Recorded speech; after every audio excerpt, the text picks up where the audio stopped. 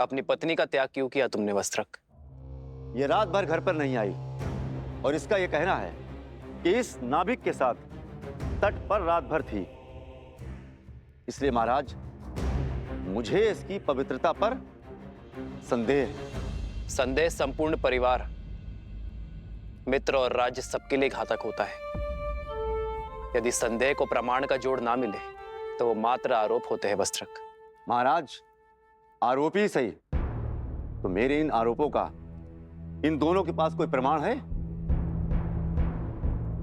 विश्वास।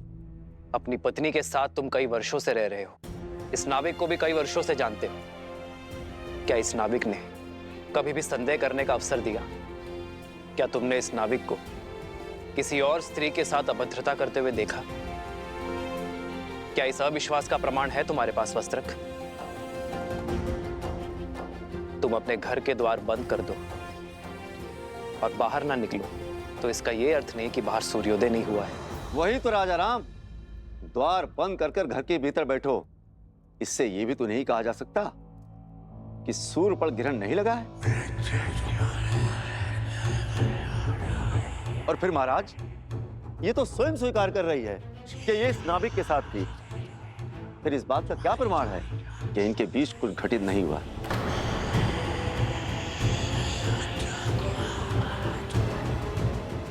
और महाराज, सिर्फ बात मेरी नहीं है, मैं अपनी पत्नी पर विश्वास कर भी लूं, मित्र पर भी विश्वास कर लूं। यदि तुम अपनी पत्नी पर विश्वास करते हो तो समस्या क्या है वस्त्रक? समाज, समाज का क्या?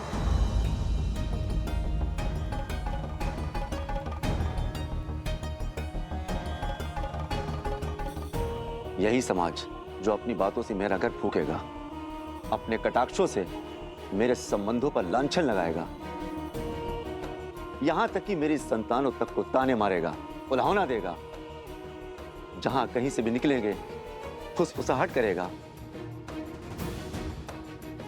महाराज, मनुष्य विवाह करता है सुखी रहने के लिए, जब सुखी नहीं रह जाएगा तो उस संबंधों का रखना क्यों?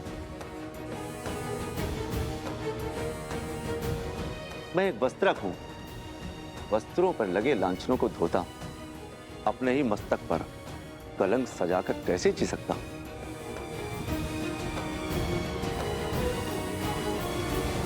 जिसे तुम कलंक का नाम कह रहे हो वो मात्र भ्रम भी तो हो सकता है वस्त्रक।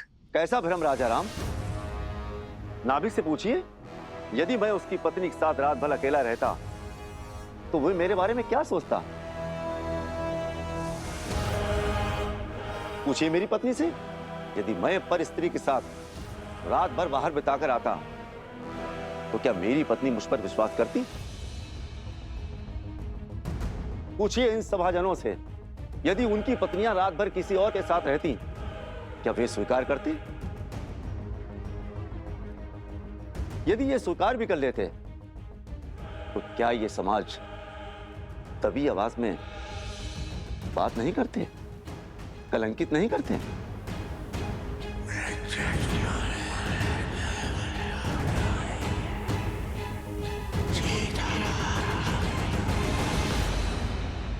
विश्वास का केवल एक ही आधार है, प्रेम। यदि प्रेम सत्य है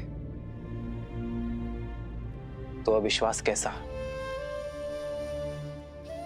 यदि प्रेम है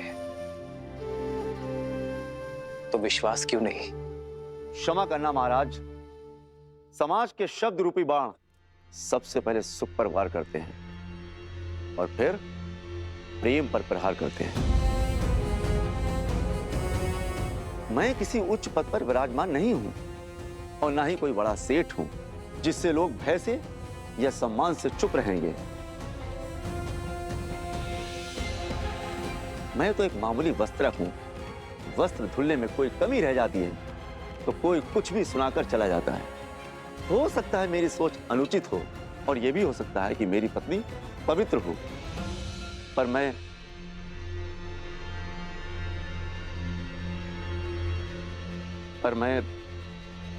निडर होकर कहो वस्त्रक,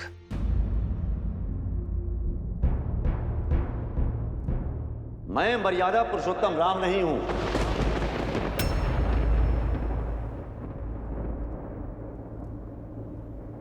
मेरा जन्म दिव्य प्रसाद से नहीं हुआ।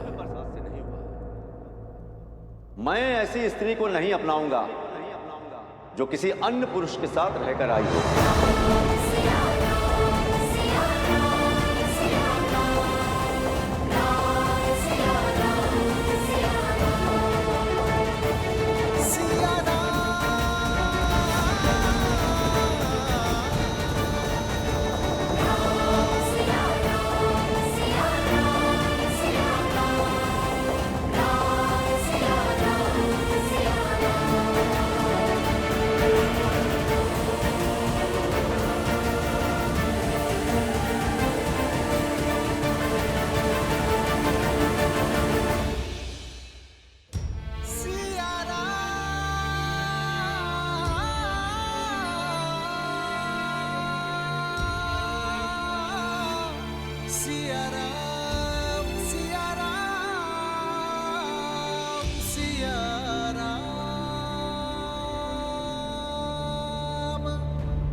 यदि हमारे रघुवंशी ऐसा समाज बनाना चाहते हैं जहां स्त्रियों की त्रुटियों पर पर्दा डाला जाए, तो ऐसे में तो हम तो दूसरे नगर में बढ़ जाएंगे। जब राज परिवार ने स्वयं ही अनुचित उदाहरण प्रस्तुत कर दिया है तो कोई क्या करे। मैं एक वस्त्रक हूं, वस्त्रों पर लगे लांछनों को धोता, अपने ही मस्तक पर कलंक सजाकर कैसे जी सकता हूं? पूछिए इन सभाजनों से, यदि उनकी पत्नियां रात भर किसी और के साथ रहती, क्या वे स्वीकार करती? मैं मर्यादा पुरुषोत्तम राम नहीं हूं। मेरा जन्म दिव्य प्रसाद में नहीं हुआ है। मैं ऐसी स्त्री को नहीं अपनाऊंगा जो किसी अन्य पुरुष के साथ रहकर आई हो।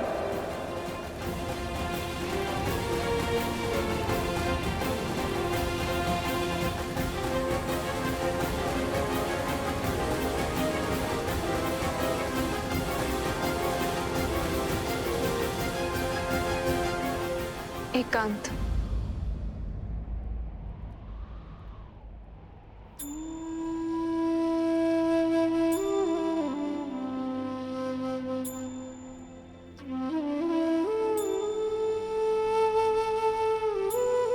चरित्र का प्रमाण जो लंका में दिया, क्या वो अयोध्या में भी देना होगा? आर्य, अग्नि परीक्षा।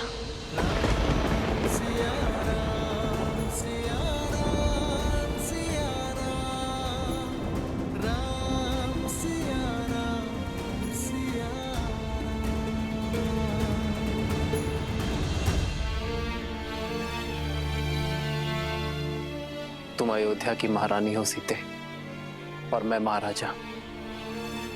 प्रजा राजा के पद चिन्हों पर चलती है। यदि तुम बार बार अपने चरित्र का प्रमाण दोगे, तो इस संसार में हर पति अपनी पत्नी से बार बार अग्नि परीक्षा की अपेक्षा करेगा। पर स्वर्ण को तो हर बार कसौटी पर परखा जाता है ना आर्य। पर हर धातु स्वर्ण नहीं होती सीते। हर कोई मेरी सीता की भांति पूर्णतः पवित्र और दोष रहित नहीं होते। कौन किस अपराध के लिए दंडीकृत होगा, ये केवल अग्निदेव जानते हैं सीते, साधारण मानव नहीं। हम ऐसा कोई निर्णय नहीं लेंगे जो समाज के सामने अनुचित उदाहरण प्रस्तुत करे। यदि परीक्षा इस समस्या का हल नहीं है, तो इसका हल क्या है यार? शिक्षा, शिक्षा आचरण। शुद्ध आचरण ही विचार शुद्ध कर सकते हैं सीते।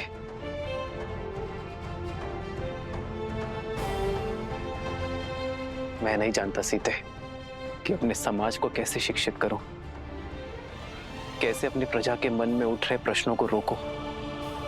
वो प्रश्न जो उनके नेत्रों में दिखते हैं जब वो मुझे देखते हैं। धनिक सोच यार, जब तक मैंने स्वर्ण मृग नहीं देखा था, तब तक मुझे उसके पाने की इच्छा नहीं थी। अर्थात जो नेत्रों को दिखता है वही मन को विचलित करता है आर्य, और जो नहीं दिखता उसके विचार भी नहीं आते और उस पर प्रश्न भी नहीं उठते।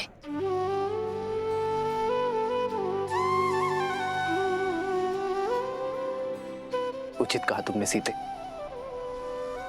कुविचारों से बचने का एक ही मार्ग है, त्याग।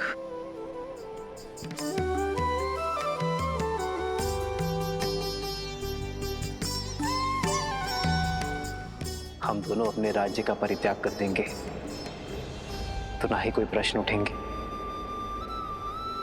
और ना ही कोई उत्तर की अपेक्षा करेंगे।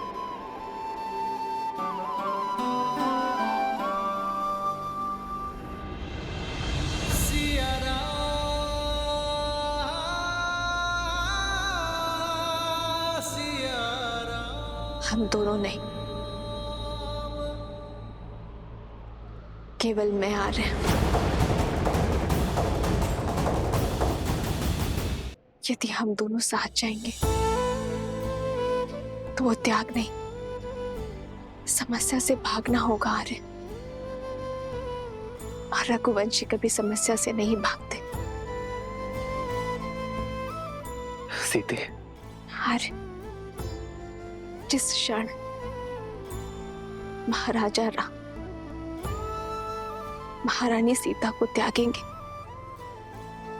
उसी क्षण अयोध्या के सब दुख मिट जाएंगे, आपकी हर समस्या टल जाएगी। आर्य, नहीं, कदापि नहीं सीते, कदापि नहीं। राम सीता का त्याग नहीं कर सकता। किंतु राम सीता का त्याग नहीं कर रहा है। महाराजा राम को महारानी का त्याग करना होगा।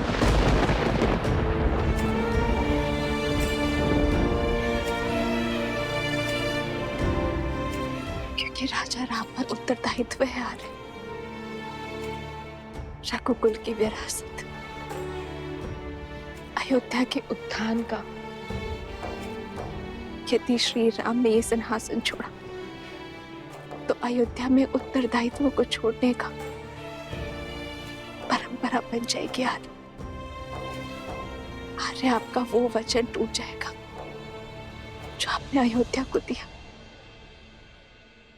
इस सिंहासन को दिया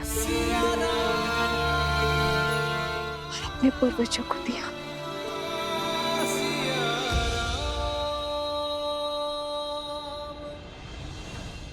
और उस वचन का क्या जो हमने एक दूसरे को दिए कि हर सुख में, हर पीड़ा में एक दूसरे का साथ देंगे, साथ में हर समस्या का समाधान भी निकालेंगे। अब आप केवल राजा ही नहीं,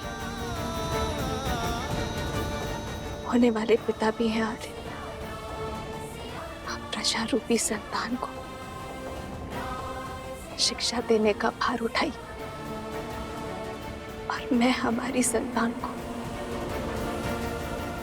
संस्कार सिखाऊंगी आर्य।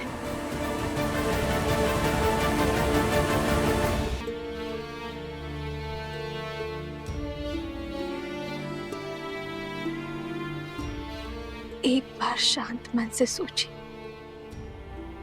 जो समाज, जो प्रजा मुझ पर, इस पर इतने लांछन लगाने को तत्पर है, उस समाज के बीच हम उसे संस्कार कैसे दे पाएंगे आर्य? यही पिता धर्म की पुकार भी है, यही राजा कर्म की ललकार भी है। हमें ये त्याग करना होगा। कैसे करे भवपार ये राम, राम सिया राम सिया राम। कैसे करे भवपार ये राम, राम सिया राम सिया। रानी का त्याग करना होगा। शांत मन से सोची जो प्रजा मुझ पर, इस पर इतने लांछन लगाने को तत्पर है, उस समाज के बीच हम उसे संस्कार कैसे दे पाएंगे यार? यही पिता धर्म की पुकार भी है, यही राजा कर्म की ललकार भी है। हमें ये त्याग करना होगा।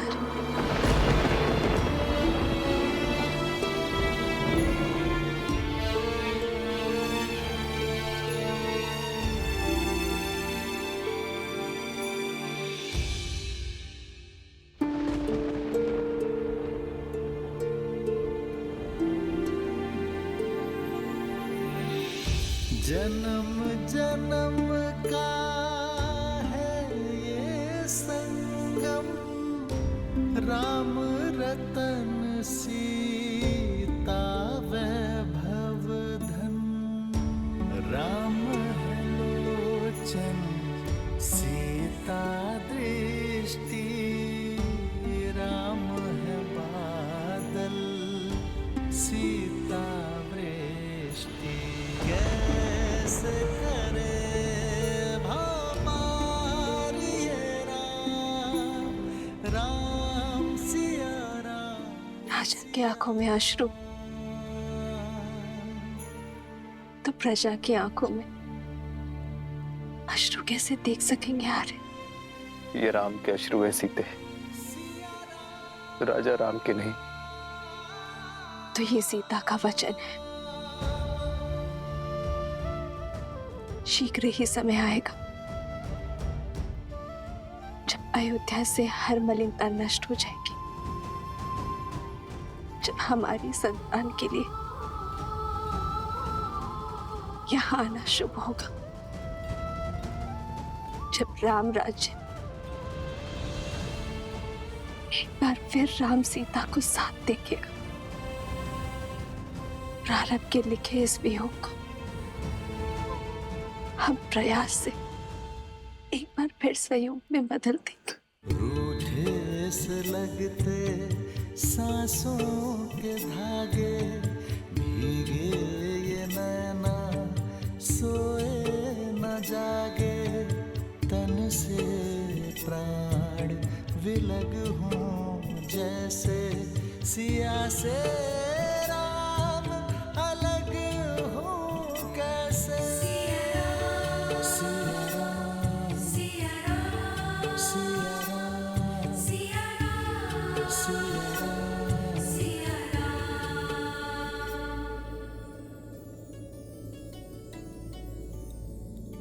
आश्रम में सभी लोगों को उपहार पहुंचने चाहिए और भूल कर भी कोई निषेध वस्तु आश्रम में नहीं जानी चाहिए। जी माता श्री।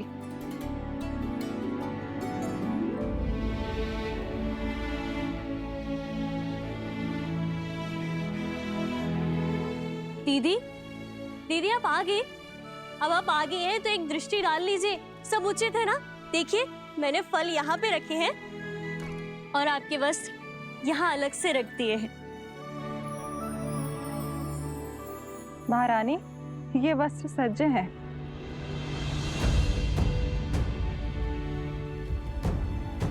ये वलकल वस्त्र किसके लिए है?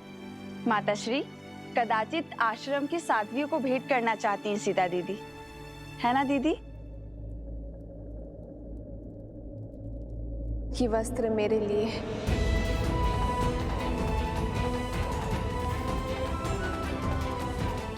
वस्त्रों का मानव स्थिति पर बड़ा प्रभाव पड़ता है ना। आश्रम जा रही हूं तो वस्त्र भी सात्विक होना चाहिए।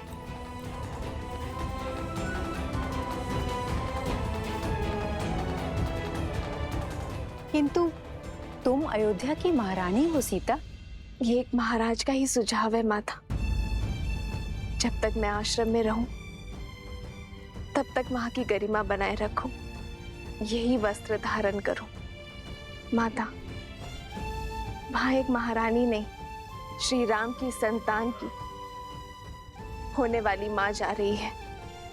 मेरा उद्देश्य ज्ञान प्राप्ति है, अपने लिए और अपनी संतान के लिए। जब तक तन और मन से राजसिक प्रवृत्ति नहीं त्यागूंगी,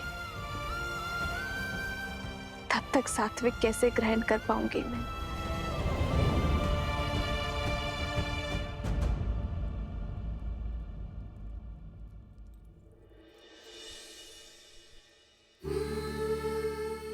वर्षों तक श्री राम के साथ एक साध्वी की भांति इन वस्त्रों में बिताए हैं मैंने। इन वस्त्रों से अधिक अच्छा कुछ और नहीं लगता।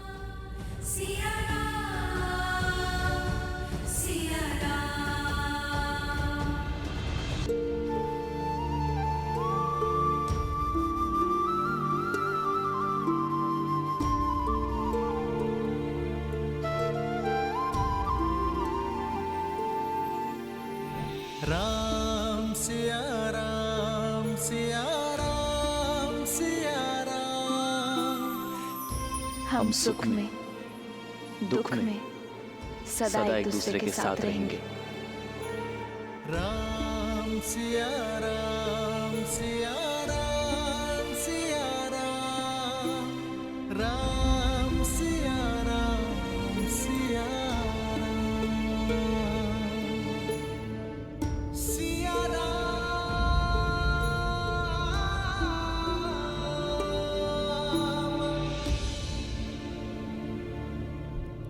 आपने स्मरण किया भैया।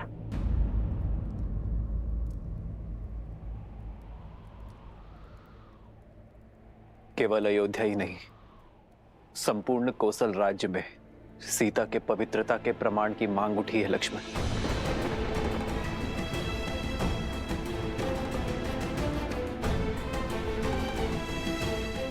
तो ऐसी मांग करने वाली जीभा को काट कर लाने की आज्ञा दीजिए भैया।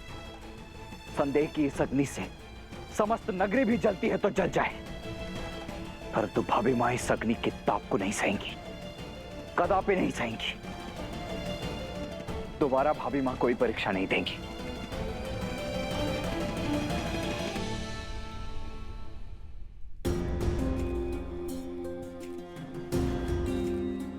वो परीक्षा लंका में थी लक्ष्मण, कौशल राज्य उसका साक्षी नहीं था। भैया यदि कोई साक्षी नहीं था तो ना सही, परंतु इसका अर्थ यह नहीं कि हमारी भाभी मां संसार की हर स्त्री हर पुरुष के लिए अपनी पवित्रता का प्रमाण देती रहे। प्रजा राजा की संतान की भांति होती है भरत, माता पिता की भांति। एक राजा को राज परिवार के लिए बलिदान देना पड़ता है, इसलिए किसी भी परीक्षण के प्रमाण की अपेक्षा प्रजा से की जाती है, तो राजा और राज परिवार से नहीं। यदि ऐसा है भैया तो केवल भाभी मां ही नहीं, हम सब भी इस अग्नि में प्रवेश करेंगे और अपनी शुद्धता का प्रमाण देंगे। अग्नि प्रवेश नहीं होगा भरत, क्योंकि राज परिवार का कर्म परंपरा बन जाती है। यदि ऐसा हुआ तो भावों में लिया गया निर्णय नियम बन जाएगा, और यह निर्णय न्याय और दंड का आधार बनेगा। कल को कोई भी व्यक्ति किसी पर भी संदेह होने पर उसे अग्नि में प्रवेश करने पर विवश कर देगा।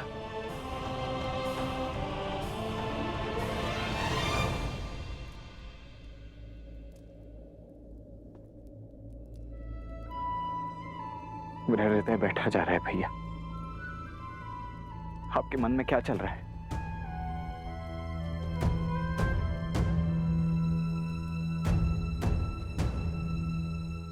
ये धर्म संकट है लक्ष्मण, और धर्म संकट का एक ही हल है,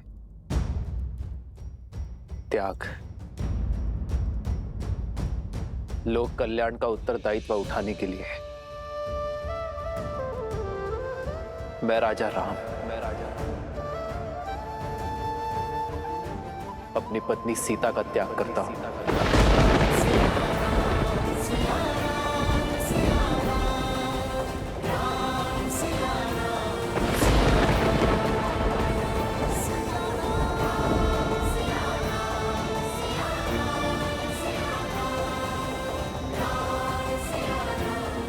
लक्ष्मण तुम आज ही रात्रि सीता को वन में छोड़कर आओगे।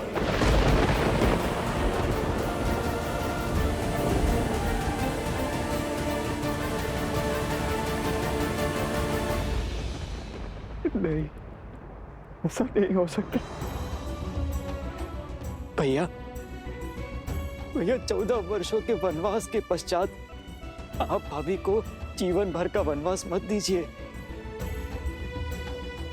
हाँ भैया, कोई और उपाय ढूंढिए, कोई और मार्ग खोजिए भैया।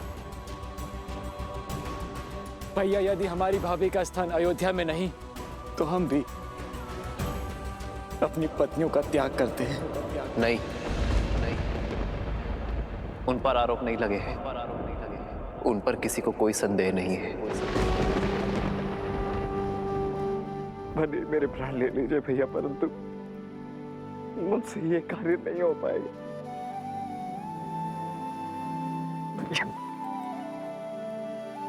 ये अन्याय मत होने दीजिए भैया। ये तुम्हारे भैया राम का आग्रह नहीं है लक्ष्मण, ये अयोध्या के राजा राम का आदेश है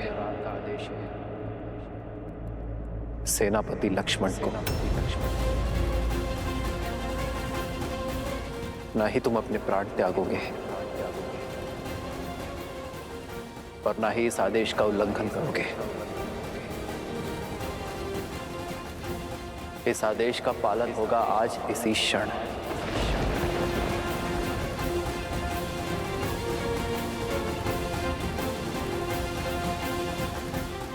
मत करिए भैया, मत करिए भैया, कोई और उपाय देख लीजिए, कोई और ऐसा मत करिए।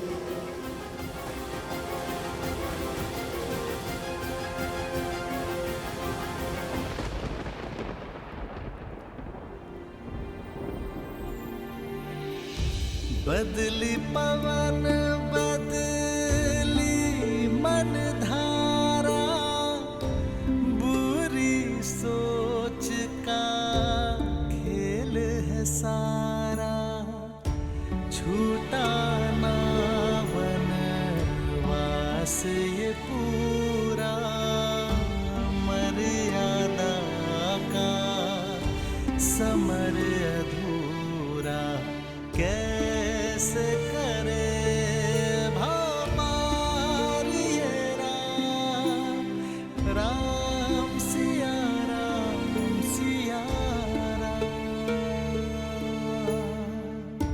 सिया राम,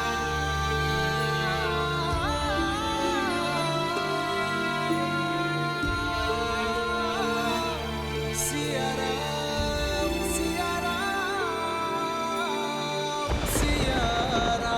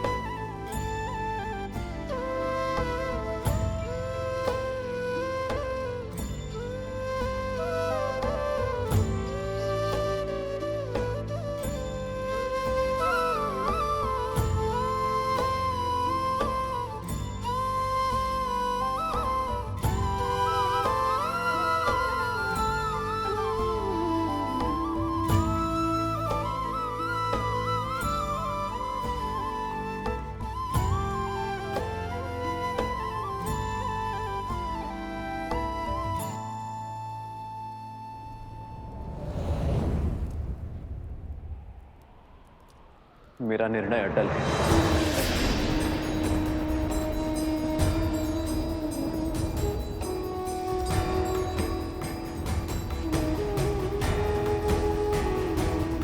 एकांत।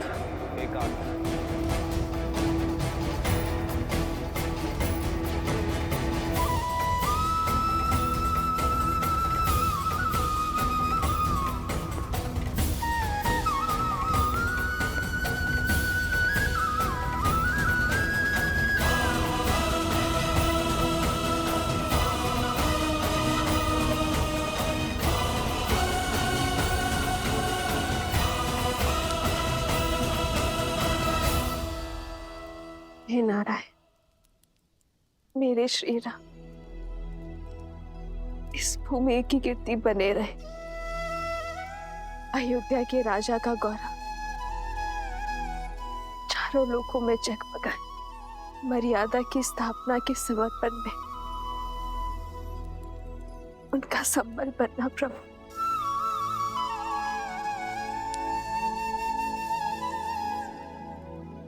और जो त्याग का पथ मैंने चुना है, जो समर्पण का पथ मैंने लिया है, उसे पूरा करने की शक्ति मुझे देना प्रभु।